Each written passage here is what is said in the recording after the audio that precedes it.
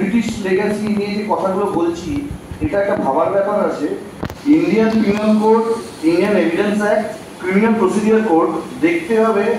ভারতবর্ষের ইতিহাসে এগুলো কিন্তু প্রথম রিটেন লস, আইন যেটা লিখিত। আপনার কম্প্যারিজনটা একটা লিখিত আইনের সাথে তার যে আগের যুগটা ছিল, ইন্টার মুঘল পিরিয়ড বা তারও আগের পিরিয়ড, লিখিত কি কিছু ছিল? আনসার হচ্ছে নো। তাহলে এবার প্রশ্ন হচ্ছে যে ভারতীয় দণ্ডবিধিতে ভারতীয় আইনই ওখানে দাঁড়িয়ে আছে, ওটা ইন্টারপ্রিটেশনটা রং হলো যে ভারতীয়দের দণ্ড দিতে হবে বলে ভারতীয় দণ্ডবিধি মানলাম না, একরকম। দুই, যেটা প্রশ্ন হচ্ছে যে কোনো আইন থাকতে থাকতে it's a test of time.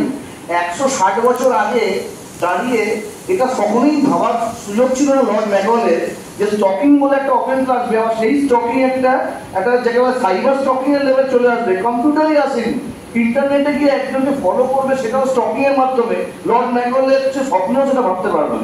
তো সেটার যখন প্রয়োজন, তার জন্য ইনফরমেশন টেকনোলজি অ্যাক্ট নতুন করে এসছে 2000 সালে। আইন একটার পর একটা আইন, একটা আমরা সাবজেক্ট পড়াই পিএইচডিতে, যেটাকে বলে ল অ্যান্ড সোশ্যাল ট্রান্সফরমেশন। সমাজে যখন অপরাধ বাড়ে, সেই অপরাধকে অ্যাড্রেস করবার জন্য নতুন করে আইনের প্রয়োজন হয়। কিন্তু আইনের যখন প্রয়োজন হয়, তার মানে মূল আইন থেকে একবার উপরে ফেলে একটা নতুন আইন তৈরি হয় না।